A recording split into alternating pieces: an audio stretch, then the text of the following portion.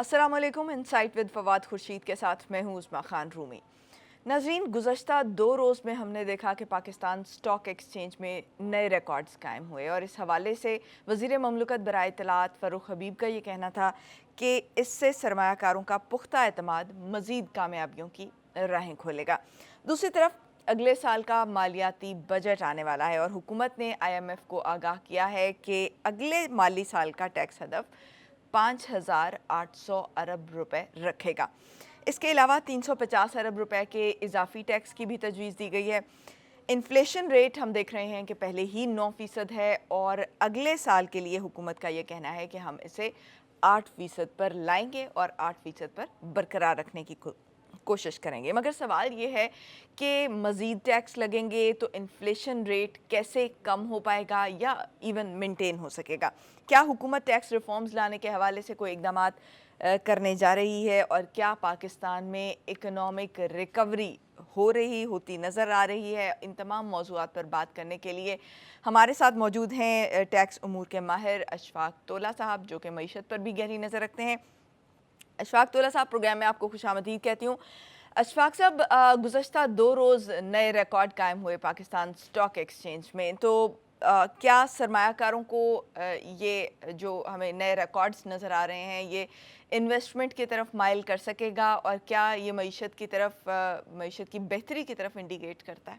बिस्मिल्लाहिर्रहमानिर्रहीम। देखिए, इसका कोई मईशत की बेहतरी से कोई ताल्लुक नहीं है। हाँ, ये अलग बात है कुछ क्वार्टर के अच्छे रिजल्ट्स आए हैं, उनका मईशत से ताल्लुक है, मगर इनका वॉल्यूम्स का कोई ताल्लुक नहीं है। कुछ स्मॉल टिकट आइटम्स हैं, जैसे वर्ल्ड कॉल है, सिल्क बैंक है, हम न्यूज़ है, इनके कुछ वॉल्यूम ज़्यादा बढ़े हैं और इसमें एक रीज़न ये थी कि एक के वॉल्यूम इसलिए बढ़ रहे थे कि वहाँ ये था कि टेक ओवर कहीं पे हुआ है। और दूसरा, अगर आप देखेंगे सिल्क बैंक के अंदर भी आपको पता है कि वहां पर भी काफी टेक ओवर की और मर्जर की काफी इतलात है। तीसरा, अगर आप देखेंगे बाइको में भी एक डील हुई है जो कुछ फॉरेन फंड्स ने बेचा था और लोकल फंड्स ने लिए हैं या इंडिविजुअल्स ने लिए। तो ये 3-4 चीजों की वजह से 63% ऑफ द वॉल्यूम कल का सिर्फ इन 4 शेयर्स में हुआ था।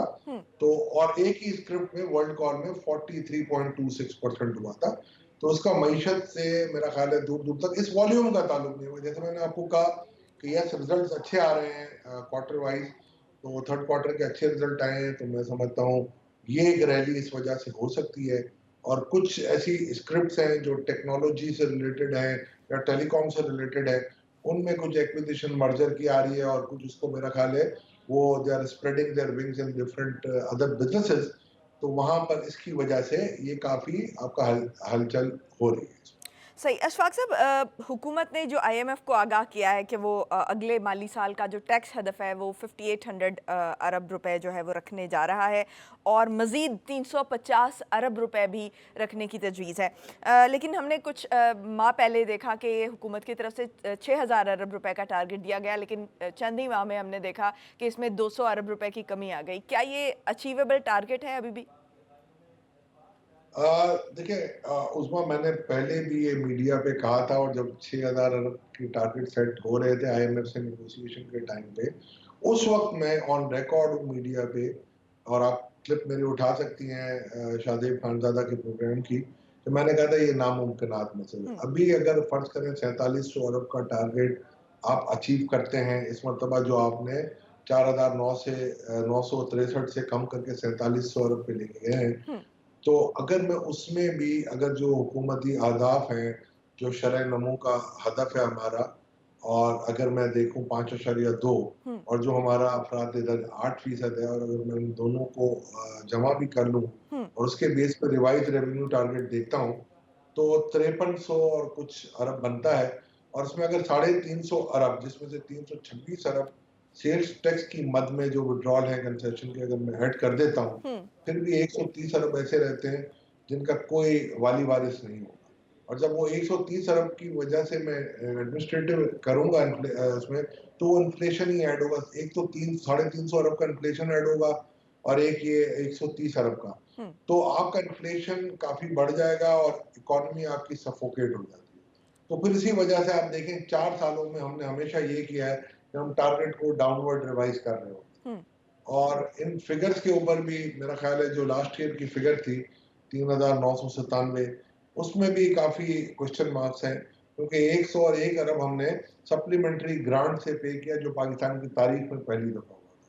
तो मैं समझता हूँ कि रियलिस्टिकली स्पीकिंग जो इकोनॉमी मुझे नजर आ रही है, कहीं ऐसा ना हो कि हम टैक्स के अहदाफ हासिल करने की चक्करों में हमारी मीशत का बटा बिठा दें।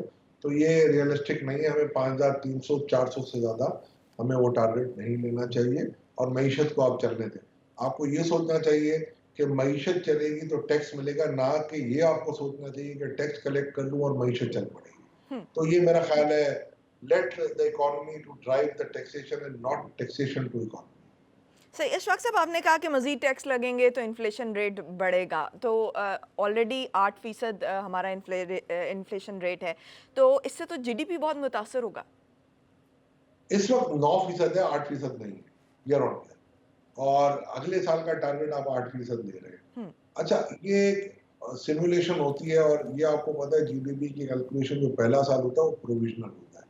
मेरे हिसाब से लास्ट ईयर जब मैंने कैलकुलेट की थी, -3.8 में 8 अप्रैल को कर चुका था, और कौमी तौर पे ये अहदाफ हमारे जो पाकिस्तान ब्यूरो ऑफ स्टैटिस्टिक्स ने दी थी वो 18 मई को, यानी 40 दिन बाद दी। हम्म, तो काफी एक्यूरेट हमारे फिगर थे। और इस मरतबा हमारे जो फिगर्स हैं वो ये हैं कि पिछले साल की जो मनफी जो था वो 2% मनफी था, जो गवर्नमेंट कह रही है 3.8% है। तो मेरे हिसाब से हो सकता है अगले साल जब ये फाइनल करेंगे तो ये आशारिया 5 से बढ़ा के 2 कर दें। अगर 2% मनफी गवर्नमेंट मानती है हम्म, कि पिछले साल रहा था, तो ये 3.94% बिल्कुल ठीक है। और अगर नहीं मानती है तो मेरे हिसाब से अगर मैं इसको वर्क बैक करता हूँ तो ये आएगा 2.9 से 3.1 के लिए। ये जीडीपी ग्रोथ है, और अगले साल मेरे हिसाब से जो जीडीपी ग्रोथ होगा आपका, वो इसी मेरा ख्याल है रीजन में रहेगा। और हो सकता है अगर एक्टिविटी बढ़ जाए हम्म, तो ज्यादा होगा, मगर ये एक्टिविटी आप एक बात याद रख लीजिएगा, नी जर्क थी, बिकॉज कि अगर 1-2 साल से आपने इकोनॉमी को बिल्कुल, जैसे शौकत तरीन साहब ने कहा कि 2 साल के जो रिजल्ट थे वो हमें बता रहे थे कि इकोनॉमी बिल्कुल, इकोनॉमी का जैसे उन्होंने वर्ड यूज किए थे कि बेड़ा गर्क हो गया है। हम्म, तो अब अगर उसके बाद अगर थोड़ी सी वेंट मिली है इकोनॉमी को, तो मैं ये समझता हूँ कि ये वेंट अप क्लिप हो रही है, बिकॉज कि आप उस इकोनॉमी को आप इस तरीके से नहीं चला सकते जितना पिछले 6 महीनों में चली। और उसमें भी ज्यादातर अगर आप देखेंगे होलसेल में जो उन्होंने दिखाई है ग्रोथ, मैं समझता हूँ इसको उनको थोड़ा सा सोचना पड़ेगा। जिस तरीके से स्मॉल स्केल मैन्युफैक्चरिंग में दिखाई है वो भी सोचना पड़ेगा। हम्म। मेरे ख्याल से कुछ एस्टीमेट जो बीट के हैं, जो हम समझते हैं, वो भी मेरा ख्याल है कुछ ज्यादा है।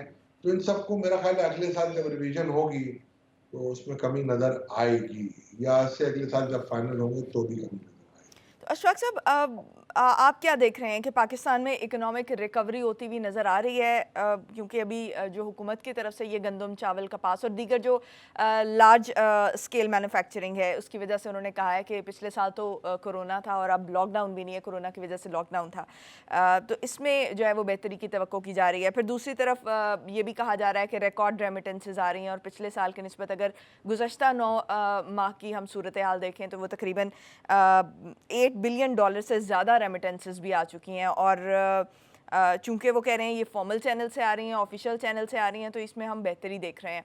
तो क्या ओवरऑल आपको कुछ रिकवरी होती नज़र आ रही है, इकोनॉमिक रिकवरी?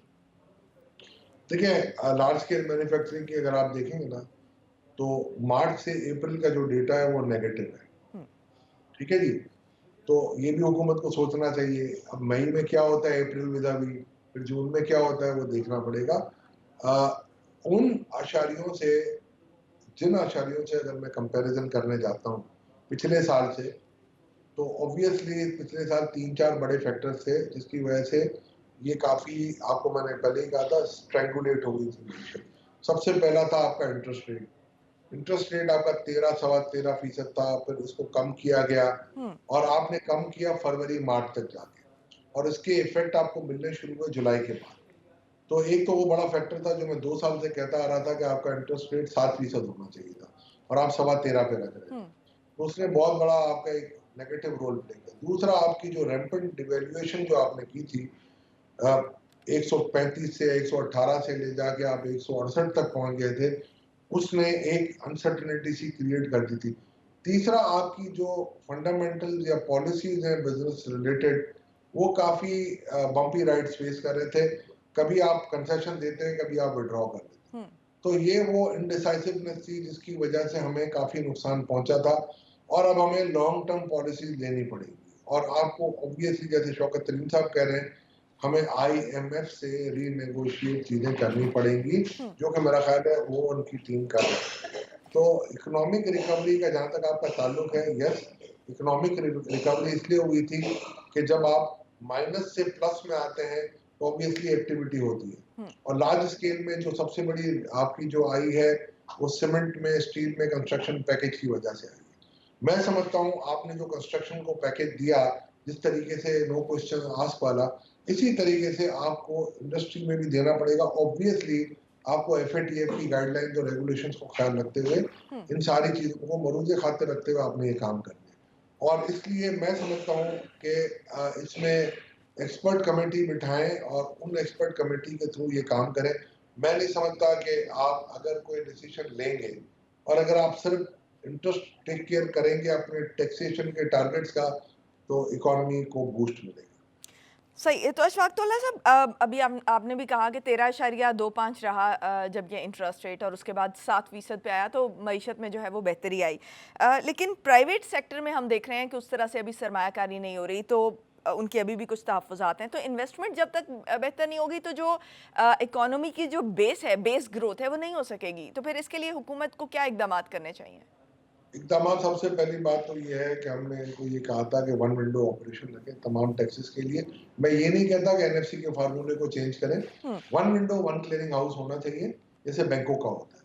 और आप एक जगह जमा कराएँ, कंप्लायंसेस सब एक जगह होनी चाहिए, जब जाके एक आपका जो स्टेक होल्डर है उसको आपको उनको मिलेगा, अपना एक कॉन्फिडेंस मिलेगा। हुँ, दूसरा आपको सबसे बड़ी बात ये इंसेंटिव पैकेज देने पड़ेंगे कि लोग आपके इंडस्ट्री में इन्वेस्ट करें।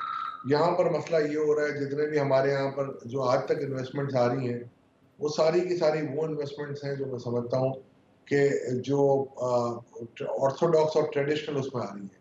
और जो अगर हम देखते हैं गुड्स की एक्सपोर्ट का, तो आपने देखा होगा ऑलमोस्ट वही रहती है। हुँ। तो इन चीज़ों की तरफ आप इम्पोर्ट सब्स्टिट्यूशन की तरफ आप जाएँ और उनकी इंडस्ट्रीज़ लगाएँ, तो उसको आपको इनडायरेक्ट बेनिफिट भी मिलेगा और आपके एक्सचेंज रेट पे भी प्रेशर कम पड़ेगा।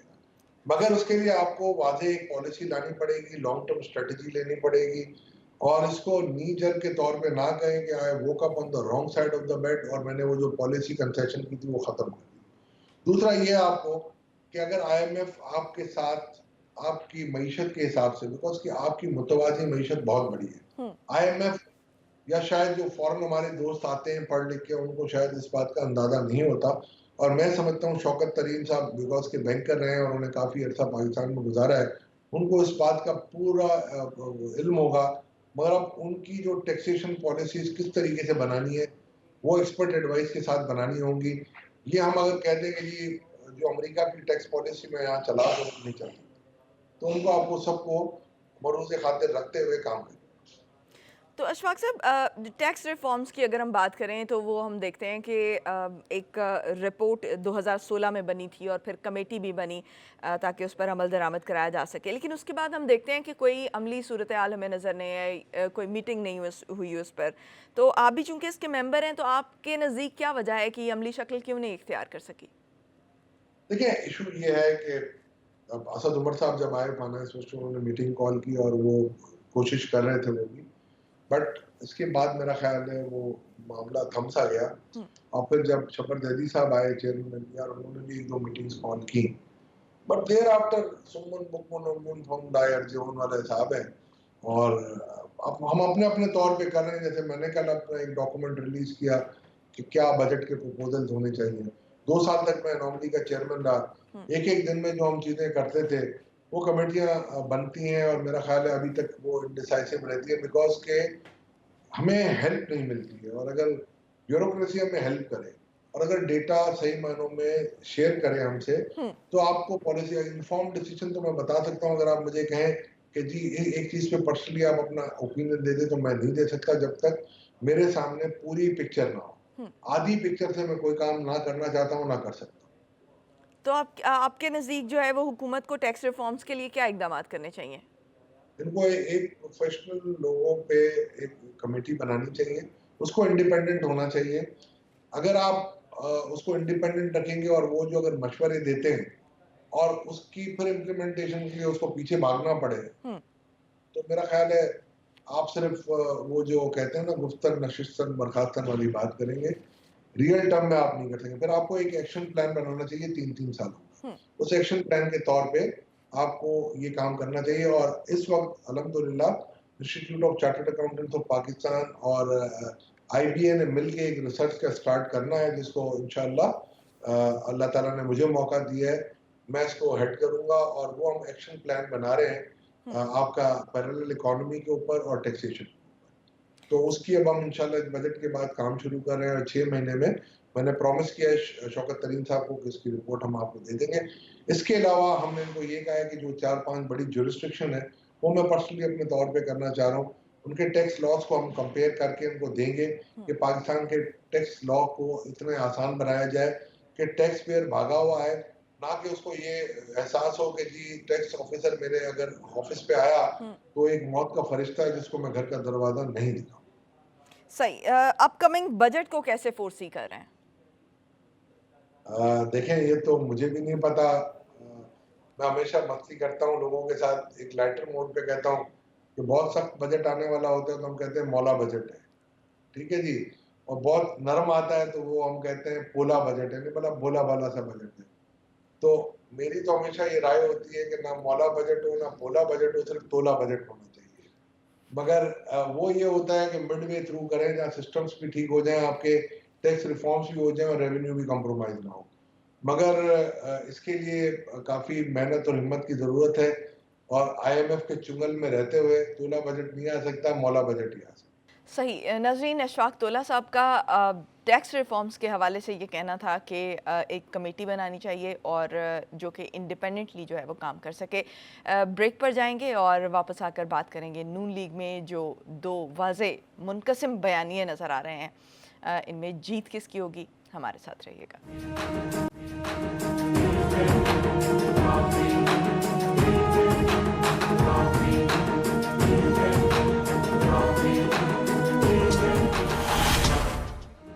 ब्रेक के बाद खुशामदीद नाज़रीन। मुस्लिम लीग नून में दो मुख्तलिफ बयानियों में इस वक्त बहस जारी है और बज़ाहिर दो मुख्तलिफ ग्रुप्स वाज़े नज़र आ रहे हैं। अगरचे कि मुस्लिम लीग नून में ये मुख्तलिफ बयानिए हमेशा से मौजूद हैं और ये एग्जिस्ट करते हैं और कुछ सियासी माहिरीन इसे हॉक्स एंड डव्स का नाम भी देते हैं। मगर अब जबकि नवाज शरीफ अमली सियासत से एक मरतबा फिर दूर हैं तो और मामला जो है वो क़यादत का आन पड़ा है, तो सवाल ये है कि कौन सा बयानिया प्रिवेल करेगा। इस पर मुस्लिम लीग नून की जो सीनियर क़यादत है वो भी कन्फ्यूजन का शिकार है। इसी पर बात करने के लिए हमारे साथ इस वक्त मौजूद हैं सीनियर तज्ज़ियाकार मज़हर अब्बास साहब। मज़हर अब्बास साहब, प्रोग्राम में आपको खुशामदीद कहूँगी।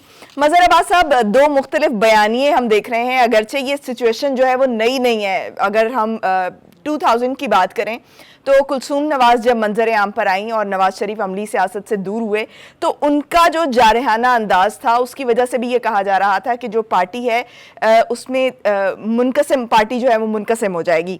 और ये सवाल उन्होंने ये भी कहा था कि इसलिए उठा है कि नवाज शरीफ की बजाय मुस्लिम लीग की क़यादत कौन संभालेगा। लेकिन वक्त गुजरने के साथ हमने ये देखा कि जो पार्टी है बयानियों की वजह से मुनकसिम नहीं हो पाई। जी बहुत बहुत शुक्रिया। देखिए जो 2000 की सिचुएशन बड़ी मुख्तलिफ थी क्योंकि उस वक्त ज़ाहिर है जनरल मुशर्रफ का इक़्तिदार था और नवाज शरीफ की हुकूमत को बेदखल किया था 12 अक्टूबर 1999 के वक्त में। तो उस वक्त सिचुएशन बड़ी मुख्तलिफ रही है उसमें और उसके मुकाबले में आज की सिचुएशन बहुत मुख्तलिफ है। 2000 में जब नवाज शरीफ वापस गए तो वो पीरियड था कि जब मुस्लिम लीग पे बहुत ज़्यादा दबाव था। मुस्लिम लीग के कई लोग अंदर भी थे और मियां नवाज शरीफ की कुछ बातचीत चल रही थी और उसके बाद उनको सज़ा भी हो गई थी, लाइव उम्र कैद सज़ा हो गई थी और सज़ा सिर्फ नवाज शरीफ को ही हुई थी। जी। बाकी शहबाज शरीफ और दीगर जो लोग थे उनको बरी कर दिया गया था, लेकिन अपील उनकी इन्हेंसमेंट की सज़ाओं की इन्हेंसमेंट के लिए जो है हाई कोर्ट में अपील फाइल की गई थी और नवाज शरीफ की लाइफ इम्प्रिजनमेंट को डेथ सेंटेंस में कन्वर्ट करने के लिए भी वो पीरियड था जब सऊदीज ने बीच में इंटरवीन किया और उसके बाद एक एग्रीमेंट हुआ जिसके तहत नवाज शरीफ और उनकी पूरी फैमिली मुल्क से बाहर चली गई और उसके बाद जावेद हाशमी साहब जो थे उन्होंने एक तरीके से एक रोल प्ले किया उसमें। उसके बाद की जो पॉलिटिक्स रही है वो बड़ी मुख्तलिफ रही है। फिर उसके बाद में मुस्लिम लीग नून और पीपल्स पार्टी में चार्टर ऑफ डेमोक्रेसी साइन होता है। इनिशियली नवाज शरीफ साहब जो उस वक्त एक नए इत्तेहाद का हिस्सा थे जिसके अंदर उस वक्त इमरान खान भी उस इत्तेहाद में थे और जमात इस्लामी भी उस इत्तेहाद में थी, तो उन्होंने फैसला किया था 2007 में कि वो इलेक्शन में हिस्सा नहीं लेंगे। लेकिन जब पीपल्स पार्टी ने मोहतरमा बेनज़ीर भुट्टो और जनरल मुशर्रफ के दरमियान एक एग्रीमेंट हुआ जिसे NRO का नाम दिया जाता है और उसके बाद वो चार्टर ऑफ डेमोक्रेसी के बाद हुआ था, तो थोड़ा सेटबैक हुआ नवाज शरीफ को। जी। लेकिन मोहतरमा बेनज़ीर भुट्टो ने कहा कि मुशर्रफ को हटाने का यही तरीका है और उसके बाद आप भी मेन स्ट्रीम पॉलिटिक्स में आए। लेकिन जब मोहतरमा आई तो फिर सऊदीज़ ने जनरल मुशर्रफ से कहा कि अब हम नवाज शरीफ को अपने पास नहीं रख सकते, क्योंकि जब वो यही तय हुआ था कि इन दोनों को आउट करेंगे, तो फिर नवाज शरीफ भी वापस आए और वापस आने के बाद उन्होंने ये फैसला किया और काफ़ी हद तक जो है बेनज़ीर भुट्टो ने उनको कन्विंस कर लिया कि वो 2007 के इलेक्शन में हिस्सा लें, जो ज़ाहिर है आगे बढ़ गए मोहतरमा की शहादत की वजह से। वो 2008 में फिर उन्होंने हिस्सा लिया, लेकिन जमात इस्लामी और तहरीक इंसाफ में उसने हिस्सा नहीं लिया था। जी। उसके बाद उस वक्त जो पीरियड था वो पीरियड था जब शहबाज शरीफ पंजाब के चीफ मिनिस्टर बने और एक पॉलिटिक्स जो थी वो बड़ी मुख्तलिफ हो गई थी। जरदारी साहब पीपल्स पार्टी और PMLN में जो है खासी हद तक एग्रीमेंट इस हद तक करीब आ गए थे कि जब पीपल्स पार्टी की गवर्नमेंट बनी तो फिर उन्होंने इनिशियली जो है मुस्लिम लीग नून उस काबीना का हिस्सा थी, लेकिन वो शर्त ये थी कि जजेस को बहाल करें, लेकिन वो नहीं हुए। फिर लॉन्ग मार्च हुआ, एक लॉन्ग स्टोरी। उसके बाद जब सूरत हाल 2013 में पहुंची तो फिर ज़ाहिर है नवाज शरीफ मुस्लिम लीग नून जो है वो इलेक्शन जीत गई और नवाज शरीफ साहब एक कंफर्टेबल पोजीशन में चले गए। लेकिन उस वक्त तहरीक इंसाफ एक बड़ी जमात बनकर उभरी और उसने चैलेंज किया नवाज शरीफ को और चैलेंज किया इस चीज़ को कि उनके इलेक्शन में धांधली हुई है और फिर 124 दिन तक धरना हुआ। वो पीरियड वो था कि जब नवाज शरीफ बहुत ज़्यादा एग्रेसिव थे जी। और तहरीक इंसाफ के उस धरने के खिलाफ पूरी पार्लियामेंट एक तरफ खड़ी हो गई थी। माफ़ कीजिएगा। उसके बाद हमने देखा कि फिर पनामा हुआ और पनामा के बाद पूरा मंजरनामा तब्दील हो गया। सारा पीरियड वो रहा है जब नवाज शरीफ एक ऐसी मुस्लिम लीग को उन्होंने लीड किया जो मुस्लिम लीग उस वक्त मुश्किल में थी, लेकिन फिर वो बरसर इक़्तिदार आई और उसके बाद हमने देखा कि मुस्लिम लीग की गवर्नमेंट भी बनी 2013 में। लेकिन 2016 के बाद तहरीक इंसाफ जो कि इनिशियली जुडिशल कमीशन की फाइंडिंग की वजह से पीछे रह गई, यानी उन फाइंडिंग में यह आया था कि धांधली नहीं हुई जी। लेकिन 2016 में जब नवाज शरीफ आउट हुए तो इमरान खान फिर ऊपर आए और उन्होंने बड़ी एग्रेसिव पॉलिटिक्स की। तो उसके नतीजे में जब नवाज शरीफ नाअहल हो गए तो उन्होंने ये कैंपेन चलाई कि जी उनको इस्टेब्लिशमेंट ने जो है वो आउट किया है। वहाँ शहबाज शरीफ का मौक़िफ़ ये था कि ये बात सारी दुरुस्त सही, लेकिन हम वो लड़ाई नहीं लड़ सकते इस्टेब्लिशमेंट में, हम स्ट्रीट फाइट नहीं कर सकते, हमारे DNA में नहीं है। लेकिन नवाज शरीफ ये चाहते थे कि हम वो लड़ाई लड़ें। वो थोड़ा सा डिफरेंस ऑफ ओपिनियन रहा है हमेशा, दोनों भाइयों की अप्रोच मुख्तलिफ रही है, लेकिन पॉपुलर पॉलिटिक्स जो है वो नवाज शरीफ करते रहे हैं और उसके बाद उनकी बेटी करती रही है। शहबाज शरीफ का स्टाइल ऑफ पॉलिटिक्स कभी भी पॉपुलर नहीं रहा। उनका स्टाइल ऑफ पॉलिटिक्स ये रहा है कि बातें जो है वो सबको मिला के चलें और उनकी रेपुटेशन रही है कि गवर्नमेंट होती है तो ही द गुड एडमिनिस्ट्रेटर, गवर्नमेंट नहीं होती तो वो ऑलमोस्ट जो है पॉलिटिक्स में आउट होते हैं, क्योंकि वो जलसे जुलूस वाले उस तरह के आदमी नहीं हैं। ये मेरा ख्याल है, ये इस वक्त जो इस वक्त कसल है वो यही है कि वो समझते हैं शहबाज शरीफ के नवाज शरीफ या मरियम नवाज साहिबा जो पॉलिसी अडॉप्ट कर रही हैं उससे हासिल कुछ नहीं होगा, उससे टकराव बढ़ेगा। टकराव की वजह से इस्टेब्लिशमेंट एक मरतबा फिर कहीं ऐसा ना हो कि इस्टेब्लिशमेंट की हमदर्दियाँ एक मरतबा फिर तहरीक इंसाफ के साथ जाके खड़ी हो जाए। सही। अच्छा मजहर अब्बास साहब, अभी आपने बात की कि मरियम नवाज जो है जी गवर्नमेंट में आना चाहिए, तो हमें जी जी अभी मरियम नवाज की आपने बात की कि वो अवाम में बड़ी मकबूल हैं, और लेकिन दूसरी तरफ हम देखते हैं कि जो शहबाज शरीफ हैं उनको एक अच्छे एडमिनिस्ट्रेटर के तौर पर जो है वो जाना जाता है, और लेकिन दूसरी तरफ हम देखते हैं कि जो लीडर की अवाम में मकबूलियत होती है वो बहुत मैटर करती है, ख़ासतौर पर वोट के लिए। और हमने ये देखा भी जब नवाज शरीफ और शहबाज शरीफ वाला मामला इनके कंपैरिजन में आए तो नवाज शरीफ हमेशा जो है वो एक मकबूल, अवाम में मकबूल लीडर रहे, जो कि अब मरियम नवाज हैं। तो आपके ख्याल में जो नून लीग में नवाज शरीफ की लेगेसी है उसका असल हकदार कौन है? देखिए, अब लार्जर कॉन्टेक्स्ट में अगर मैं बात करूं तो पाकिस्तान की सियासी जमातों को अब ये सोचना पड़ेगा कि सिर्फ फैमिली लेगेसी की वजह से सरवाइव नहीं किया जा सकता। और इसकी सबसे बड़ी मिसाल इंडिया में कांग्रेस की है कि जब गांधी का डिक्लाइन आया और जाहिर है नेहरू के बाद इंदिरा का फिर एसेसिनेशन हुआ, फिर संजय गांधी जो है वो प्लेन क्रैश हुआ, उसके बाद राजीव वो पोजीशन नहीं हासिल कर सके। इस वक्त देखना यह है कि क्या वो कैपेसिटी है मरियम नवाज साहिबा की। अभी तो उनकी अपील का फैसला होना बाकी है। तो अगर नवाज शरीफ और मरियम नवाज की साहिबा की अपील अगर मुस्तरद हो जाती हैं तो फिर नवाज शरीफ को कहीं ना कहीं तो पॉलिटिक्स को ट्रांसफ़र करना पड़ेगा। कोई ना कोई तो इस पार्टी को लीड करेगा, और यही नवाज शरीफ के लिए सबसे अहम फैसला नवाज शरीफ ही करेंगे। ये याद रखें कि मुस्लिम लीग नून का फैसला जो है वो नवाज शरीफ ही करेंगे। नवाज शरीफ साहब को सिर्फ ये सोचना है कि अगर शहबाज शरीफ पे को मैं ये पार्टी दूँ, हैंड ओवर करूँ, तो शहबाज शरीफ इस पार्टी को उस तरीके से ले जा सकते हैं, नहीं ले जा सकते। शहबाज शरीफ ये समझते हैं कि हमें हर सूरत में अगला इलेक्शन जीतना चाहिए, और उसके लिए हमें इस्टेब्लिशमेंट को ये जो है वो कन्विंस करना चाहिए कि और कन्वे करना चाहिए कि आपका रोल एक न्यूट्रल एम्पायर की तरह होना चाहिए। वो ये चाहते हैं कि अगला इलेक्शन अगर न्यूट्रल होगा और इस्टेब्लिशमेंट उस तरीके से इन्वॉल्व नहीं होगी जो उनके बकौल 2018 में थी, तो उनको उम्मीद है कि मुस्लिम लीग नून जो है इलेक्शन जीत जाएगी। और जब इलेक्शन जीत जाएगी तो वो राहें खुल जाएंगी मियाँ साहब की वापसी की भी, मरियम नवाज साहिबा की वापसी की भी। तो उनका नुक्ता नज़र शहबाज शरीफ का ये है। अब नवाज शरीफ उस नुक्ता नज़र को किस हद तक मानते हैं उसके लिए हमें थोड़ा इंतजार करना पड़ेगा। सही। मजहर अब्बास साहब, कुछ तबसरा निगारों का ये भी कहना है कि जो नवाज शरीफ है वो किसी पर एतमाद नहीं करते, तो इस हवाले से आप क्या कहेंगे कि क्या वाकई नवाज शरीफ जो है वो अगर किसी को ये ट्रांसफ़र नहीं करते तो क्या वाकई ये वजह है कि वो किसी पर एतमाद नहीं करते?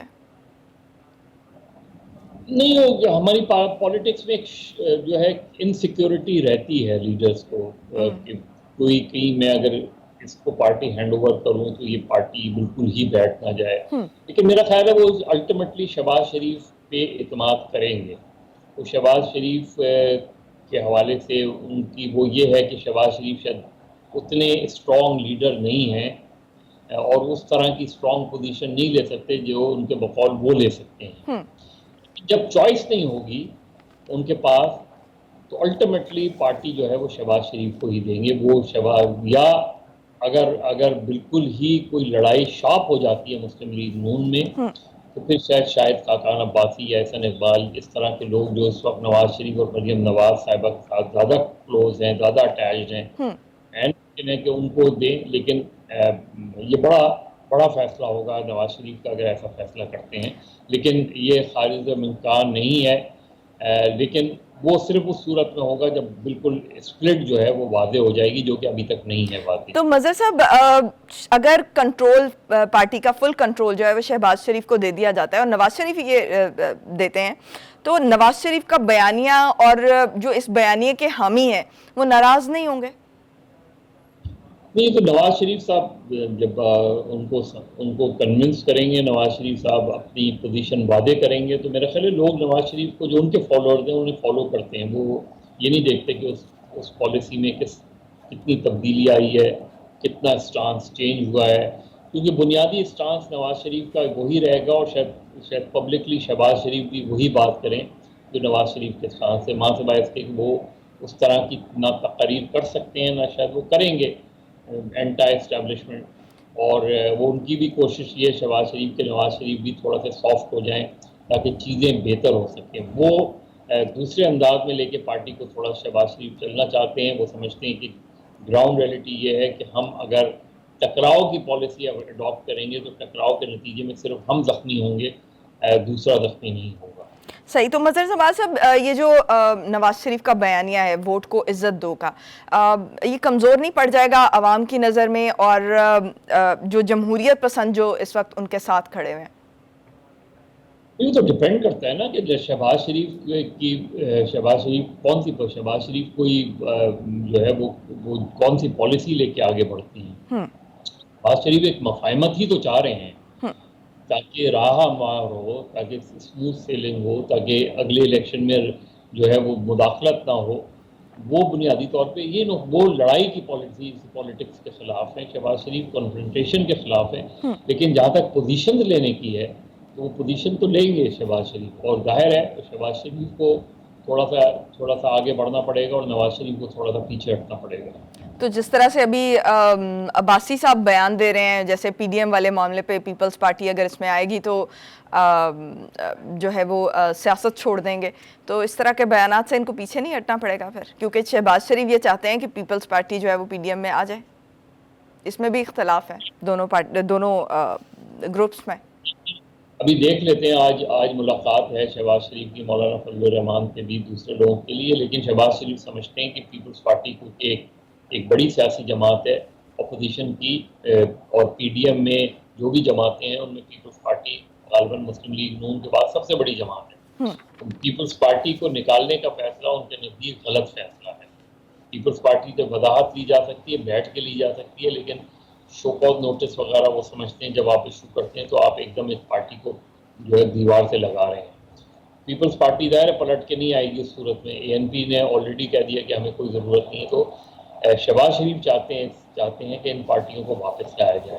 अब आज मौलाना फजल रहमान से जो उनकी मुलाकात है, उसके बाद जो कल गालिबन पीडीएम का सरबराही इजलास है, उस सरबराही इजलास में शहबाज शरीफ का मौक़िफ़ प्रिवेल करता है या मरियम नवाज या इनडायरेक्ट नवाज शरीफ का मौक़िफ़ प्रिवेल करता है। ये सबसे इम्पोर्टेंट है, क्योंकि कल पीडीएम का जो सरबराही इजलास होगा उसमें जो है वीडियो लिंक से नवाज शरीफ भी शरीक होंगे, और अगर शहबाज शरीफ भी उस मीटिंग में है तो वो मेरा ख्याल है वो क्रूशल, तो हमें देखना पड़ेगा कि कल फाइनल डिसीजन क्या होता है। लेकिन आज अगर शहबाज शरीफ और मौलाना फजल रहमान की जो मुलाकात है उसमें कोई ब्रेक थ्रू हो जाता है, तो उसके बाद फिर गालिबन मरियम नवाज को भी और नवाज शरीफ साहब ज़ाहिर है वो वादे कर देंगे कल की मुलाकात, कल की जो इजलास होगा उसमें वो डिटरमिन करेगा कल नवाज शरीफ अगर शहबाज शरीफ की मौजूदगी में कोई लाइन लेते हैं तो वो मुस्लिम लीग नून की फाइनल लाइन होगी। सही। तो मज़हर साहब, ये कुछ ज़राए ये भी कह रहे हैं कि अगर शहबाज शरीफ ये समझते हैं कि अगर नवाज शरीफ मान जाते हैं और उन्हें पार्टी का फुल कंट्रोल दे देते हैं तो फिर ऑपोजिशन की जो दूसरी जमातें हैं और उन इदारे हैं उनके साथ वो डायलॉग करेंगे, और अगर नवाज शरीफ नहीं मानते तो वो सियासत छोड़ देंगे और नवाज शरीफ को ये बता देंगे कि अब वो सियासी किरदार अदा नहीं कर सकते। क्या माजी के तनाजुर में और दो मुख्तलिफ बयानिए मौजूद इस पार्टी में चूंकि शुरू से हैं, तो इस तमाम तनाजुर में क्या ये पॉसिबल हो सकेगा? क्या शहबाज शरीफ इस किस्म का कोई डिसीजन ले सकते हैं? मुझे बहुत कबल वक्त लगती है बात, मैंने सुनी है, कल से मैं ये बात सुन रहा हूँ, लेकिन मुझे ये बात बहुत कबल वक्त लगती है कि शहबाज शरीफ सियासत छोड़ दें। अभी तो उन्हें मुकदमात का सामना करना पड़ रहा है। अभी तो उन्हें मुकदमात से अपने आप को जो है वो बेल आउट कराना है। अभी तो उनके बाहर जाने का कोई इम्कान नज़र नहीं आता मुझे, ना उनका ना मरियम नवाज साहिबा का। सही। तो ऐसी सूरत में वो ये कैसे ऐलान कर देंगे कि मैं सियासत छोड़ रहा हूँ? मुझे थोड़ा सा ये जो है क़ब्ल वक्त लगता है ये खबरें। आगे चल के क्या होता है एक अलग बात है, लेकिन मैं नहीं समझता कि नवाज़ शरीफ अगर शहबाज शरीफ से बात करेंगे और शहबाज शरीफ को कल मैंने वही कहा कि कल का इंतज़ार करना पड़ेगा कि कल के इजलास से नवाज़ शरीफ खिताब करते हैं या नहीं करते हैं। सही। और अगर खिताब करेंगे तो उनका खिताब ही मुस्लिम लीग नून की बुनियादी पॉलिसी होगी, और शहबाज शरीफ का उसके बाद क्या रवैया होता है वो देखना है। लेकिन मुझे नहीं लगता शहबाज शरीफ इस स्टेज पर इतनी जल्दी ये फैसला करेंगे कि वो सियासत छोड़ें, क्योंकि उस सूरत में उन्हें फिर कौमी असम्बली की सीट भी छोड़नी पड़ेगी, लीडर ऑफ द अपोजिशन का ओहदा भी छोड़ना पड़ेगा, और इस स्टेज में मुझे नहीं लगता कि ऐसा कोई फैसला वो करेंगे। सही, बहुत शुक्रिया मज़हर अब्बास साहब हमारे साथ मौजूद थे। नाज़रीन, प्रोग्राम खत्म हुआ चाहता है, मुझे दीजिए इजाज़त। पाकिस्तान की हमेशा पाइंदगी की दुआ के साथ, अल्लाह हाफ़िज़ नासिर।